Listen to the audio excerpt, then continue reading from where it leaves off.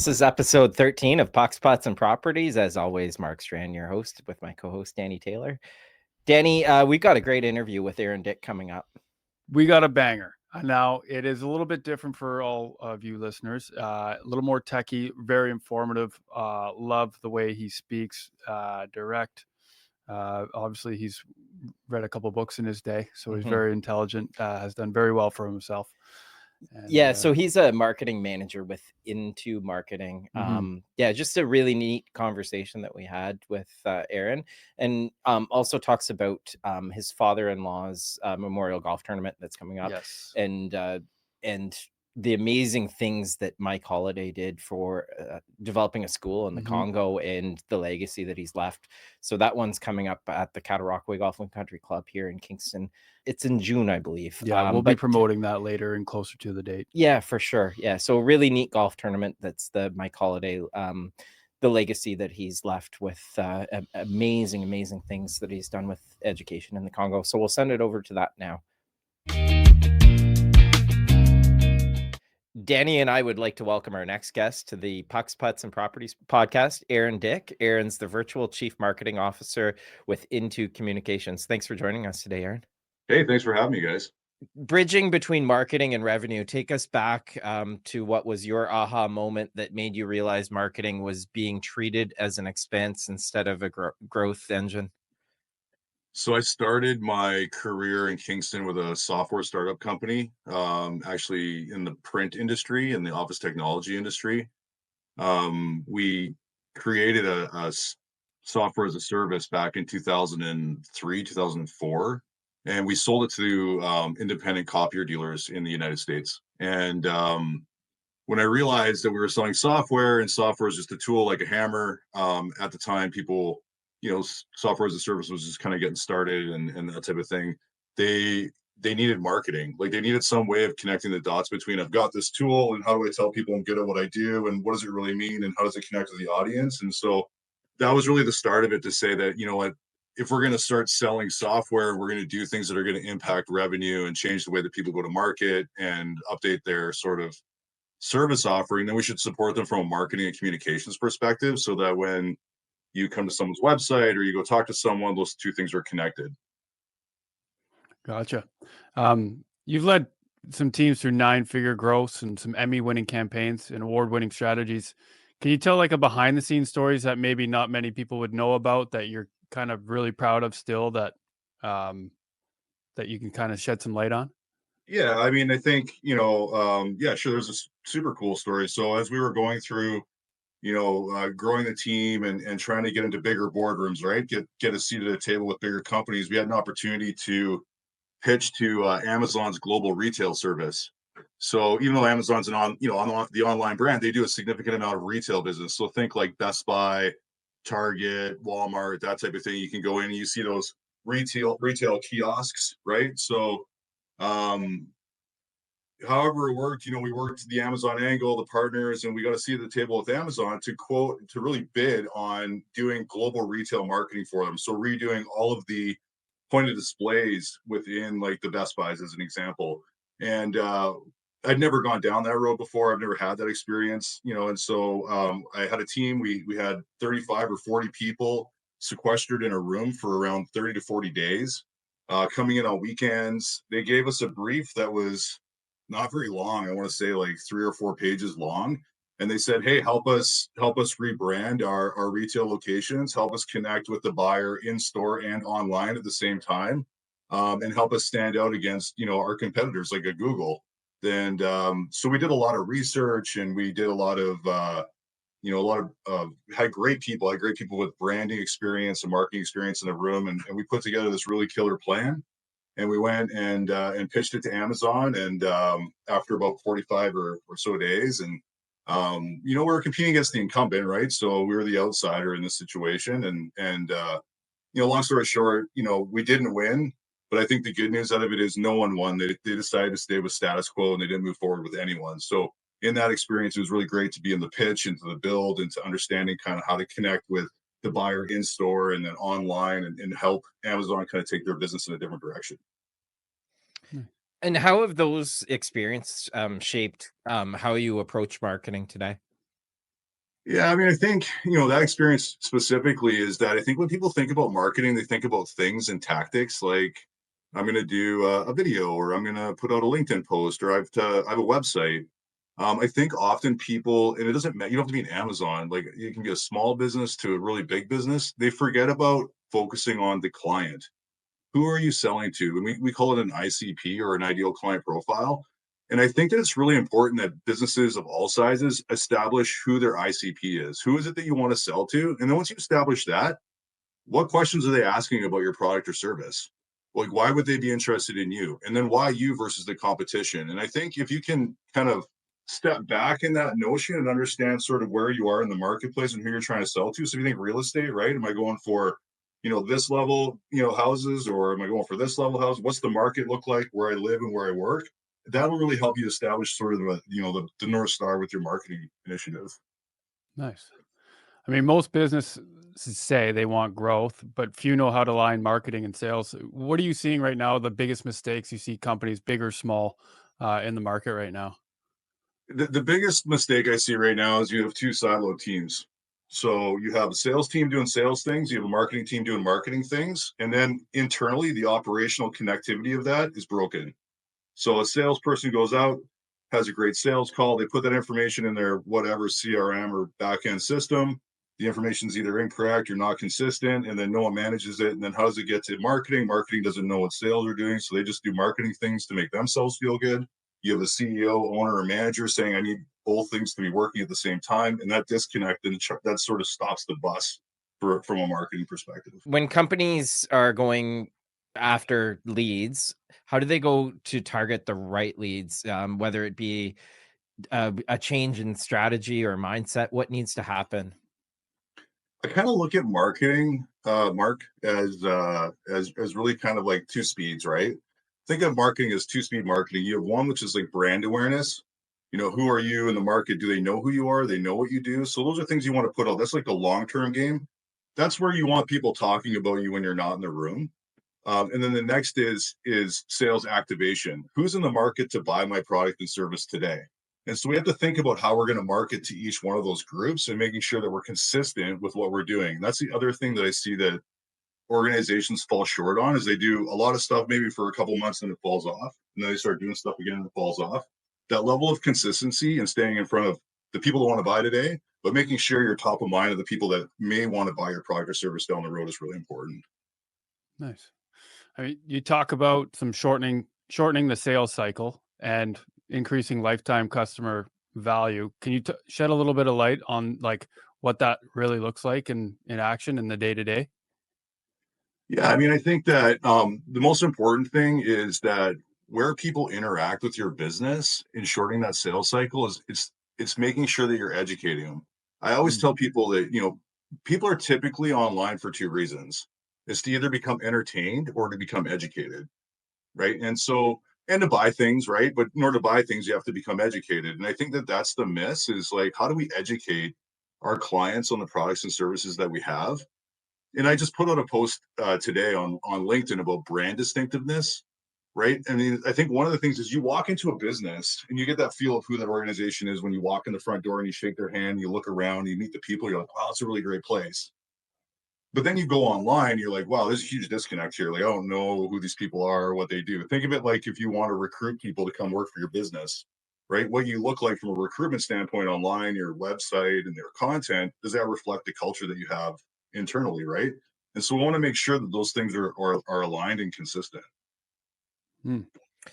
I'm gonna kind of throw a curveball here at you. When it comes to marketing within real estate agents like Danny and I, what are some of the things you see out there that people do really, really well, and how might you be critical of some of us real estate agents, whether it's stuff you see through social media or just sort of your view on real estate? Yeah, I mean, I love seeing all the different real estate, opportunities and people and companies out there in the marketplace today, from whether you're a broker or an agent or what have you. I think it's really important to decide, to stay front of mind with your clients. I think platforms like this, short little video clips, answering questions. Like I walk my dog in the morning. I'll see them, walk around the neighborhood and see, oh, that house is up for sale. I wonder how much that house is, or what's going on in the marketplace in, ABC place, wherever I live. Right. And so I think being able to provide that information on a constant, allows you to be seen more as a thought leader and someone that I want to go to. Obviously, you have to be approachable. You have to have a great reputation and that type of thing. But again, I see inconsistencies in real estate where there's a podcast or there's a video and then there's nothing, right? Or there's a little bit of content, there's nothing. I think as homeowners, I'm consistently curious, like what's going on in my marketplace? Is it up? Is it down? Um, and I think if you volunteer that information without saying, I don't have to list with you, just you're the guy that has all the answers to the questions that I typically have, that builds that trust and understanding. And that's what I'm talking about, Mark, when I say long-term brand awareness. Because once I decide to sell my house, probably going to pick up the phone and give you a shout. I also think just one last point on that is data and being able to share the data that you see. I love seeing a lot of the different, I get these newsletters and stuff that show up at the house in the mail and that type of thing. But I think personalizing that and giving a perspective. There's a real estate agent that I know out of Vancouver. He does a great sort of, I don't know what it is. He walks and talks and tells stories about the market and what's going on and where the updates are and that type of thing. It's engaging and it's something that's like, oh, okay, if I lived in the neighborhood, it'd be kind of interesting to know where I stand. Yeah, I mean, that brings up an interesting point. Do you find too on your sales data that, video is obviously better than, paper advertising? Would you say video is the top tier in mine and like showing people instead of telling people what's going on? 100%. 100%. If you're posting on any platform, I just reshared a post the other day on LinkedIn. It was about 40% way more engagement on LinkedIn if you're using video versus just posting a post, right? I mean, it doesn't have to be super business professional, right? Even if you use some humor or you have something that's a little bit more engaging, something casual, you're walking and talking, that type of thing, but you're sharing insights, right? And video is way better than something long form. I'm going to throw it back to what you can provide. Danny and I, obviously, as real estate agents here in Kingston, have a following of other real estate agents. So out of my own personal curiosity and to provide other agents that might see this, how can your company, In2 Communications, help people in our industry? Yeah, I mean, so just kind of all the things I'm talking about is what we help companies with, right? So we full suite of video production from strategy development to to production to delivery to helping market that to the various channels. We have a team of copywriters, content creators. We have a team of creative people.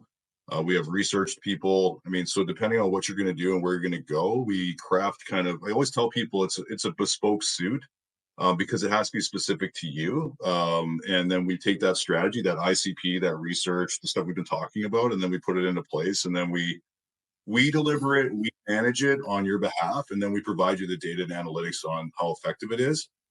Something in marketing called A/B testing. So we look at like, hey, that video did really well because we took that creative angle or it didn't, and then we look at making changes, and that's how we kind of grow and improve. Nice. And what are the metrics that you really follow closely with these campaigns? I mean, it depends on what your business goal is, right?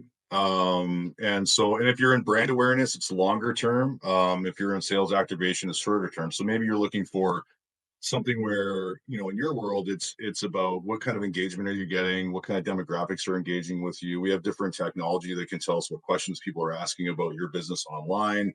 We know, there's a lot of technology probably that we even spoke about that goes into making this happen that we provide, but creating that visibility so that we can see, okay, where is the engagement? Where is it coming from? Who's it coming from? Is it aligned with what you're looking to do? And then how do we capitalize on that? And that data comes from a few different points. And then we use technology, Mark, to automate the delivery of it. Whether that's like like a HubSpot or Hootsuite or Marketo or something like that, and now with AI, all these things are integrated now with AI, so we can really improve the content and delivery of what we're putting out. Yeah, I was just about to touch on AI. Like we're seeing a change in our market too with how we can use AI in our day-to-day market. Can you Yeah. shed a little bit of light on how it's kind of changing the back end on your end? Yeah, no, 100%. So I think for us, one of the things is trying to use AI as client engagement. So AI, obviously, for content creation, we're using AI for content creation. We're using AI to be better at targeting our ICP and our segments. I think when you think about you guys or any other small business, chatbots being able to answer questions for people without having to talk to people and picking up the phone and making calls, they've gotten significantly better now with AI than they were Mhm. before. Before they were kind of annoying, and you put something in and no one gets back to you, and it's either a person or not a person, or it's, you know what I Yeah. mean? It's kind of clunky. So that part's getting way better. So I think the chatbot piece is great. I think AI supports video too. You can do different avatars now with AI. You know, Mark could be talking to someone, but it's not really Mark, and we can script it out, and we can have Mark target, you know, specific buyers or owners, what have you, and dedicate sort of messages. So now we can be really like specific and deliberate on the messaging that we're delivering to the people that we're trying to talk to. And before it was really broad based, right? Where I was like throwing it all out there and hoping someone catches it. Now we can say, hey, now we really want to go this way. And I think AI Yeah. lets us do that now and a lot better. It's just going to get faster and faster. And the last thing I always talk to people about is an AI policy and privacy. I think it's important that people remember that the customers that you're dealing with and the businesses that you're working with understand what your policy is around AI and the privacy concerns that that would have around the business and the customers that you're working with. Because Yeah. often it's like, I'm going to grab this technology or that technology, make it work, I'm going to do it. But yeah, okay, there's a new AI thing popping up every day, but make sure that your company has a policy to follow and you're transparent with your clients. Mhm. When it comes to scaling businesses, what sort of things, like, let's use Danny and I's industry, for example, where should we be focusing our marketing efforts on? I know this is such an individual question, but sort of taking a step back and looking at like the broadness of our business, where would you recommend that most agents focus their marketing efforts towards I mean, I guess my as question would be wanting to back. scale up their business and grow? Yeah, well, two things. One, my question would be back to you is like, where do you want to grow? Like, Right. what market do you want to grow in? What market segment do you want to grow in? Who are you targeting, right? And why? I think that's got to be established. Then it's got to be the why you versus someone else. Like, what do you bring to the table? What's your value proposition, you know, that you feel that you bring that other people don't? And that could be things like it's your experience, market, and expertise that you guys have amassed over time that you're lending to the clients. So I think that those things, Mark, are places that I would start. And then I think secondarily to that, where I've seen success is systems. You need to build a repeatable framework or a system when it comes to sales and marketing, meaning that back to what we talked about, we can't just kind of throw stuff out there. We have to have a purpose that ladders back to a business objective, right? Or an outcome. I want to grow, you know, my sales in this demographic or in this marketplace by this much. And then we can segment your client base, and then we can build a system to say, how do we then connect with that client base via video, via chatbots, avatars, via, you know, content or what have you. And then we can build a system. And so, um, you know, famous coach Nick Saban, right? You don't manage the outcomes will come, right? We manage the system. And if we follow a system and we see if we aren't getting the outcomes, we can see where it's broken, we can fix it, and we can keep moving forward versus just focusing solely on the outcomes of what we're trying to do. So I think if you look at those two areas, then you'll start to put together a strategy that'll help, you know, effectively grow your business and scale. Right. Um, I don't know how many employees you have in your company, but do you find that sometimes might be too many people? Is there a maximum and a minimum you find sometimes where there might be too many chefs in the kitchen, so to speak? I mean, I think with any business, right? Like, how do you know you have the right number of employees to deliver the service? In my experience, it's called service delivery where I come from. In order to have effective service delivery, right, we have to have a standard operating procedure on the different services that we're delivering. So, like in my world, right, if I'm going to do a video for you guys, right? Well, after we've done kind of the research and understanding we're at the video production point, I have an SOP or a standard operating procedure that I follow for video delivery. Like, what do you need to do? What are you responsible for doing? What am I doing? How long is it going to take? What's the output look like? What's the review process like? Right. And then what's the final product like? And then you get transparency into the actual delivery of that service. Right. So then you feel comfortable because you're like, hey, I know where my money's going and what they're doing. And I think doing that helps you scale and understand, okay, do I have enough people or not enough people? In the marketing world, we're selling people, right? It's people, it's technology resources right? Technology and resources and people, that's what we're bringing to the table that don't exist in other small to medium-sized businesses. And so we have to track the time and the allotment and have a system to deliver each one of the services that we provide. Does that make sense? Nice. Yeah, Yeah, totally. absolutely. Yeah. So I'm gonna sort of flip the conversation here to something personal to Sure. you, and then we'll end with a rapid fire. Sound good? Yeah, rock and roll. So you've got an event coming up that's near and dear to your heart, that being the Mike Holiday Charity Golf Tournament. And Yep. I knew Mike. Aaron and I actually met golf course I used to work at, Cataraqui Golf and Country Club. And his father-in-law, Mike Holiday, was also a member there. And you've got an event coming up that you're hosting. Yeah, it's our second annual Mike Holiday Golf Invitational. So Mike Holiday and his family opened up a school in the Congo in partnership with the Art of Courage in Kingston with Heather Haynes, a name that you guys might know, in 2017. So Mike built a school, and it was in the name of his late son, Jonathan Holiday, who passed away when he was 18 years old. So way to remember Jonathan and to help out in the Congo. And you know what I've learned over time is the Congo is probably arguably one of the bottom 5 places to live in the world. And with the genocide that's going on in the Congo right now, kids are getting kidnapped. Like just really bad things are happening. And the school becomes a place, a beacon of hope, where education becomes life for the kids. And so as the craziness around the world goes on, you know, sending kids to school, educating kids is the vehicle to get them out of where they are. And we've built a grassroots charity. It's really from the ground up, and every dollar that we raise goes directly back to the school. We probably need to be better in the systems and kind of how we do stuff, but we've gone from building the school now since 2017 to over 500 kids a year that we educate. Wow. So we have stories of kids that you know been in the school and got out of the Congo, and that's what we share at the golf tournament. So really the golf tournament is about you know coming together, thinking about the impact of how lucky we are to be where we are, and then how little could go a long way for someone that could really make a huge difference in their life. Last year we had the first golf tournament. We had a limited number of golfers. We only had 18 teams, and we raised over $30,000 for the school. This year, the golf club has expanded it to 36 teams, so we're making it a little bit bigger. Learned a little bit from last year, and so hopeful to kind of grow on that and continually raise money and awareness for the charity. Yeah, Nice. a couple things that I want to hit on there. What's the date? How can people register? Yeah, so the date is June 28th. It's a 2 p.m. shotgun at the Cataraqui Golf Club. I'll send you a link. The registration is the MikeHolidayGolfInvitational.com.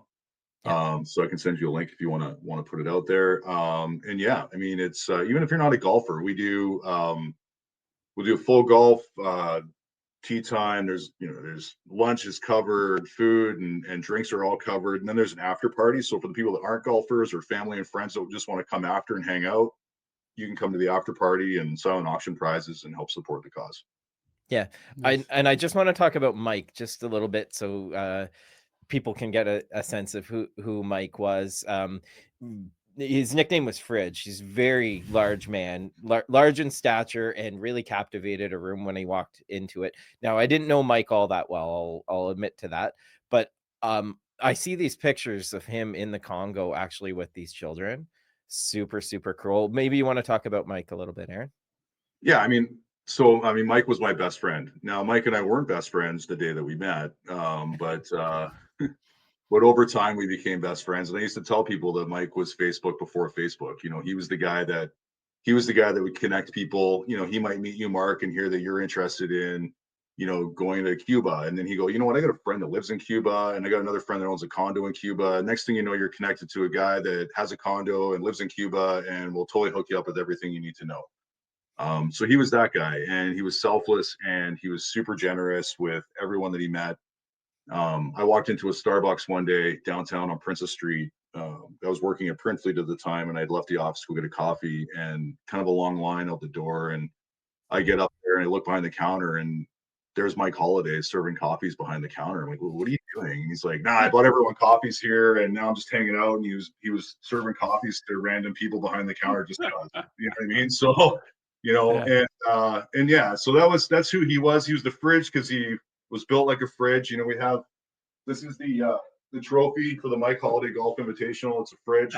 And you get your name on the fridge, and you get, you know, your drinks in the fridge. And so, yeah, I mean, it's a great way to remember Mike, and yeah, he's missed, but he's well remembered for the impact he left on so many people. Around the world. Yeah. So anyone that's watching this that wants to participate, we will include the link with the description down below. Yeah. Thank you. We'll finish up with some rapid fire. Sounds good. Okay. Biggest marketing buzzword that drives you nuts? Call to action.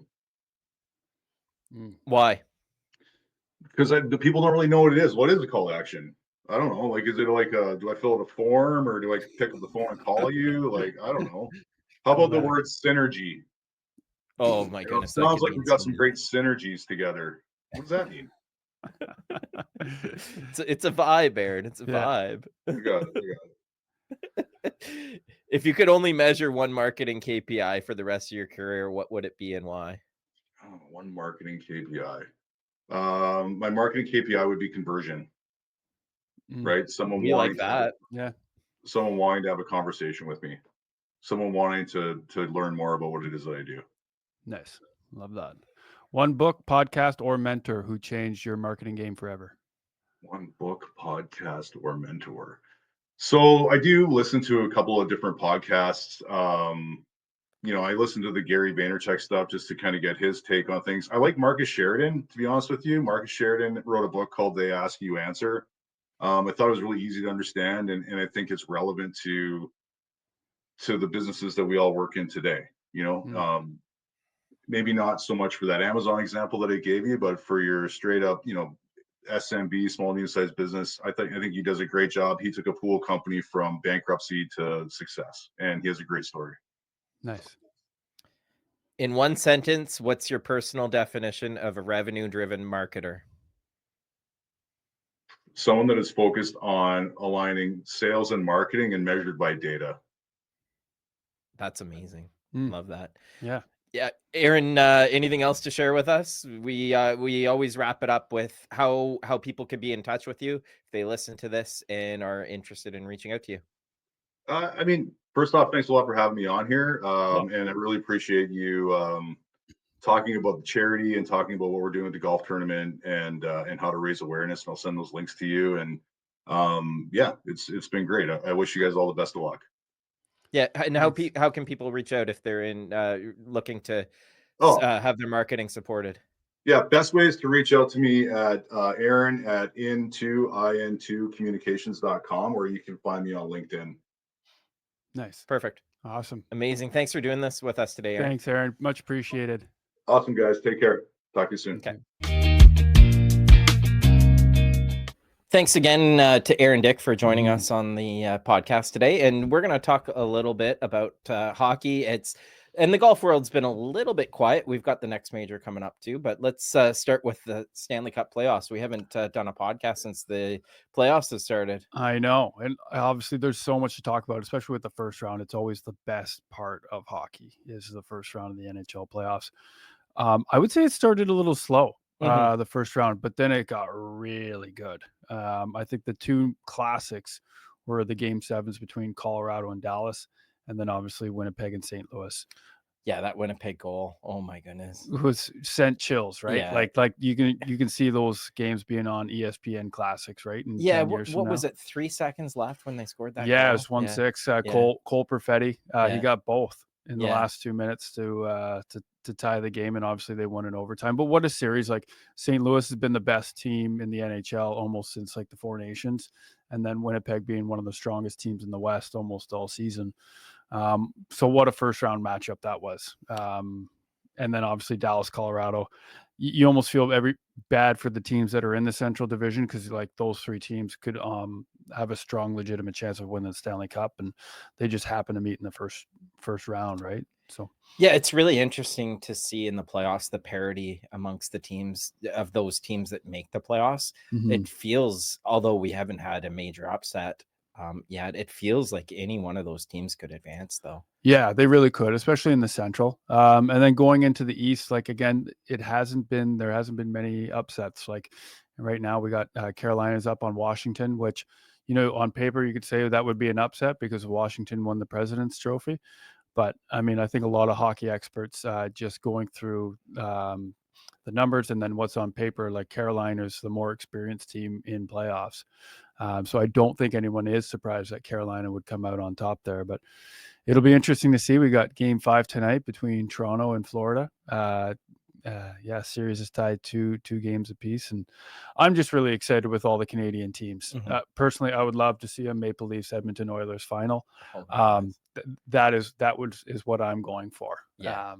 And I don't know what everybody else is going for, but you could probably drop a comment here below what you'd be looking for. Yeah, and I'm a Habs fan, so the first round I was really watching when I was watching hockey, it was probably the Washington Habs series. The one thing I want to comment on is that hit that Tom Wilson laid on Carrier. Did you see that? Yeah. But okay, it was a great hit. Great hit, clean. Fantastic hit. Yeah. But it changed the dynamic of that series. If Montreal ended up winning that game, I believe it would have been 2-2. Oh yeah. And of course, Washington goes down to the other end of the ice after that hit and scores a goal. And it's just completely changed the dynamic of that series.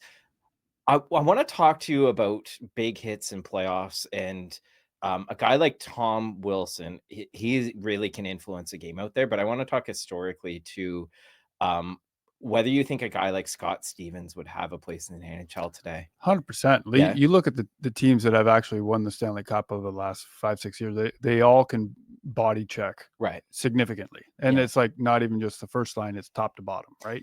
Yeah. Like you need a heavy team to last the 4 rounds, and you need a heavy team that can and go the distance, right? So you need a bit of everything, but mostly checking is a pretty consistent trait with all these Stanley Cup winners.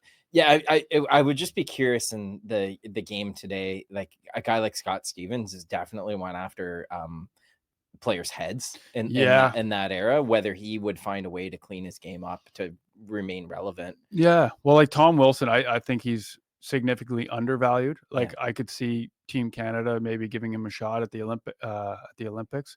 I know the Olympics is a bit of a different game, right? Because you got the bigger ice surface, and usually the refs kind of call all the penalties instead of like nothing for what we saw at the Four Nations. I think he would have been a great ad at the Four Nations, especially the way that the Team USA played. But I think you really see the value of somebody like Wilson that you may not see in the regular season, that puts up all the points or that does the fancy moves. But when you get into the nitty gritty of these playoff games, like he's so valuable. Yeah, I mean, he's a big body out there, but he's not a bad hockey player too. either. Yeah. His pass to it was on the power play from the bumper. I think it was on the home game that actually knocked the Canadians out. So that's a really nice skilled play. But I think if you're a Habs fan, though, you got to be like really, really pumped to see all these new players coming out. You got Demidov, Caulfield, who's still under 25, and then you got Lane Hudson coming up. Like, and then the goalies too, between Montembeault and Dobis. Like, those are 2 absolute studs in that. And then you got Cam Fowler, who's coming in from Boston College. Like, that's probably one of the best depth goaltending you'll probably see in the NHL right now. Yeah. Of the teams that are remaining, who do you think's goaltender could steal a few games down the stretch here? That's a great question. So you got Edmonton and Vegas, right? You got Stuart Skinner just coming in, having a big win there at home. Hellebuck, he's been the biggest anomaly in this playoffs. But I think he's had one of the worst road records in NHL history. But yet he's in for the Vezina and probably could have won the Hart this year. I still think right now in the playoffs, Bobrovsky's the number 1 goalie right now to steal a series. And you got to be worried as a Leafs fan. So tonight will be a fun one to watch but it's in Toronto. You never know what can happen. And if they get to Game 7 at home for the Leafs, I think that'd be great to watch, especially as a hockey fan. What do you make of the Sam Bennett rubbing out the Leafs goalie there? I think it was intentional, but I don't think it was severe enough for Stolarz to be out for a game. I didn't think it was that dirty, but he was definitely meaning to hit him. So, yeah. And obviously Leafs Nation wants his head on a platter, but Yeah. Sam is actually from Toronto too, which that makes things a little bit more difficult. And it showed in the way he played too in Game 4. Like it's like he was scared of everyone else's shadow because he didn't want to upset the Toronto Leafs nation, which is where he's from. Right. Yeah. You told me a funny story that I'm going to get you to tell on the podcast here. Mhm. So I didn't think it was possible for a mass goalie to lose teeth. Yeah. So my front jibbies are gone. I'm not the only one. Jake Allen, who's on the panel there, he's lost his front teeth too. So for people that don't know, these goalie masks, they come with a chin strap. So most goalies, what they like to do is they take the chin strap out so that they call it a cat eye cage. So it enables you to get the cat eye cage close to your nose so that you can actually see more of the ice. So I took that out at an early age, and I was 16 in Cornwall playing against the Cornwall Colts in the old barn. It's actually torn down now, but it was in warm up, and it was 3 shots in a row, 3-line shooting, and all 3 hit me right in the face. And the third one, ended up knocking this one in half, and then the other one full bore. So I'll put it up to the camera. So these 2 are done. And then for the longest time, I would just have one of those flipper teeth that I could take in and out. Which was a lot of fun because I'd usually, like as a party trick, I would throw it in somebody's beer, and then nobody would know until usually the whole table would know except for the person drinking for it. And then as soon as the guy's done his beer, he would see my tooth at the end, and that always got a laugh. Anyway, I miss it, but I do enjoy having a permanent tooth in there because when you have one of those flipper teeth in there, you don't realize that it actually affects your taste because you don't have all the taste buds on the top of your mouth. Anyway, overshare on the podcast. No, I love it. I love the personal stories. And what's up with the high shots and warm up? You know what though? If you're a goalie, it's going to be expected because honestly, if my face wasn't there, there's probably a good chance it would go in the net, right? So, but it's warm up. I know it's warm up, but hey, I mean, it's kids in junior hockey, right? Like no one wants to shoot 5-hole or shoot low, right? They're all going to go top corner and trying to hit the bar. So yeah. Okay, well, there's a brief hockey rundown and a little bit of fun at the end there. We've got the PGA Championship coming up, our next major. And Scotty Scheffler's had a win since we last recorded a podcast. And obviously, if anyone's listened to me talk about golf, this is the guy right now, is Scotty Scheffler. I know Rory had an amazing Masters, and it was so cool to see him win. But going into the PGA, I sure would love to see the 2 of them go head to head, Rory and Scotty. Yep. And maybe chuck in a guy like Bryson DeChambeau. Okay. I would love to see a really tight finish with at least 2 or all 3 of those guys involved. What about any sleepers? What do you like, any sleeper golfers that are like, they've been around, they've had some really good rounds during the week, but they just can't put 4 solid ones together? What are you seeing? The fields are just so deep these days. It could be any one of those that qualify for the PGA Championship. I think of I don't know if it was last year or the year before in the PGA Championship, a club professional by the name of Michael Block came out of nowhere and found himself in contention. So this is a guy like I used to be, a club pro that made a run at winning a major championship. Not to say that I would have ever had the skill or ability to make a run at a major championship, but it would have been looked at as one of my peers doing this. Okay. And it was so cool. He on the final round Sunday, he's playing with Rory. He makes a hole-in-one too. Oh my goodness, it was a cool story. Yeah. So my point being, that could be anyone in the field that could find themselves in contention. And the golf is just so deep these days. Like a guy I want to see back in contention in a major would be Justin Thomas for sure. Yeah. Would love to see him get back in the mix. He's kind of fallen off the wagon a little bit, right? Jordan Spieth. Yeah. Like him too. I could go on forever, like, right? that are kind of slipping out. Ricky Fowler come out of nowhere again and have a good run. There's some big names in golf that are not really in that top 20, 30 anymore, right? Yeah, age catches up to you in any sport, right? Typically golf, your late 20s, early 30s are when you peak. And for a lot of guys, once they're past that, it's you're in the back nine of your career, right? Right. Yeah. Do you find that's due to the putting or the or off the tee? Oh, the game is so big now. The guys hit it so far. So far, yeah. Yeah. So it's off the tee. Yeah. Yeah. Yeah, I guess. There's guys that still find a way to get it out there pretty good with their age. You know, Tiger still hits it pretty hard. Yeah. Obviously his health is just such a mess. I know. His last one was in a ruptured Achilles that kept him out of the Masters, and it's just one thing after another. We all want Tiger back, but Even Charlie, I think everybody would love to see like a replica, like a mini me Tiger Woods out there with like, yeah, Charlie ripping it up. And I know he's got some time and he's got some growth and he's got some huge like shoes to fill. yeah. I don't think we'll ever see a golfer like Tiger Woods or of that caliber where he's so far ahead of the field. For that length of time, Scotty was that guy last year, though. Yeah. If he could, if he could keep that pace for a decade, then he's comparable. Comparable, right? Yeah. That's what I mean. But even at a young age too, right? Like Tiger absolutely dominated fields, and I'm sure Scotty did too. But yeah. No, actually, he was a slow developer. He played the probably would have been called the Corn Ferry Tour. Okay. So he came up. He didn't start on the PGA Tour. Okay. Yeah, he found his way up through sort of a traditional. But he's a big body though, right? Like he's like what, 6'3", 6'4"? Yeah, I don't know if he's that tall. He'd probably be around 6 feet.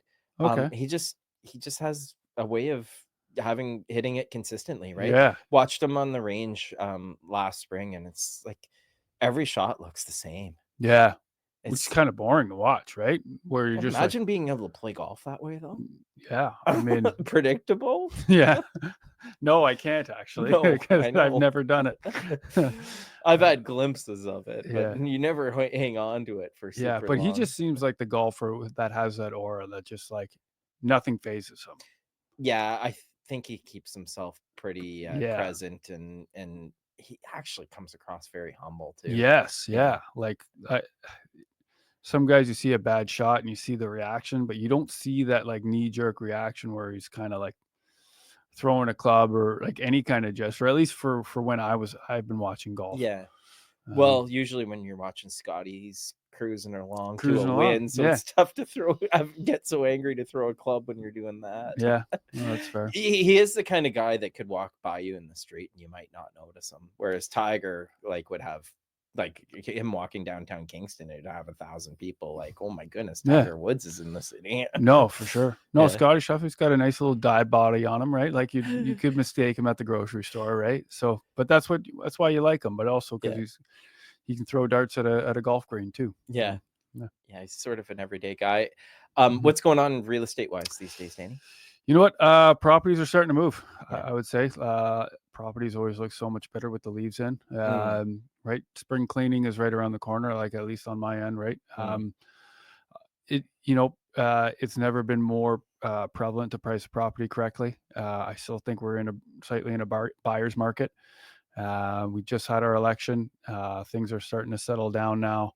But yeah, we're seeing properties move right around this time, which is normal. Like Kingston has a lot of house hunting tours where you're seeing military moves come in. But again, you really got to be strategic on where you're pricing your property based on what is selling today and where your property is located. So what are you seeing? I want to talk about our individual stuff of what Sure. we've got going on. I've got a couple listings that I'm working on. 74 Metcalf. So great one. We just come from an agent open house there, so you saw it today too. It's a very large home in Calvin Park, 6 bedrooms on the upper level. It's got a ton of character. Yeah no, it's got a nice little kitchen island. I'm a huge kitchen island guy, and it's when I feel like we spend most of our time is at that kitchen dining area, just hanging out and talking. So that's a really nice one. And I just recently completed a business purchase for a client, which was nice. A lot of fun. Actually, it spanned over I don't know, 6 or 7 months. Good for you. We went at it 6 or 7 months ago and came back to it at the price that that I and my buyer found appropriate. Helped a military couple buy their first home recently. Just every day something different. It is something different, and you just kind of have to adapt and got to know your stuff too. I've got a lot of people that'll help me in the day to day, and came out there that I was number 4 in Century 21 Heritage Group for April. So I'm very, very thankful on that. A lot going on, both at home, at the hockey rinks, and with my clients, and I couldn't be happier and thankful for everybody involved. So that one was really cool. Yeah, that's super cool. And just to explain that, that's not within our office, that's within our entire brokerage, which is multiple offices. And we've got this brokerage has a pretty heavy presence in the GTA, where the average sale is much more than the Kingston area. So for you to do that is well, it's not just me. Like there's a lot of people around, everybody within the brokerage, and then everybody in the back end. Like it really does take a village to service the client. So I couldn't be more grateful for the people around me. But we're really happy to see your success too. Thank you. I appreciate that. But it's fun when you can do it with people. I can tell you that. For sure. Perfect. Well, let's wrap it up at that. And thanks again for watching. And just a reminder, if you haven't subscribed, drop a like, drop a comment, and subscribe. There's also that little dingy bell up on the right-hand corner of the screen. If you click that, you'll get a notification whenever we put a podcast out. So this has been episode 13 of Pucks, Putts, and Properties. Again, thank you very much. Thanks as always. Thanks for listening, guys.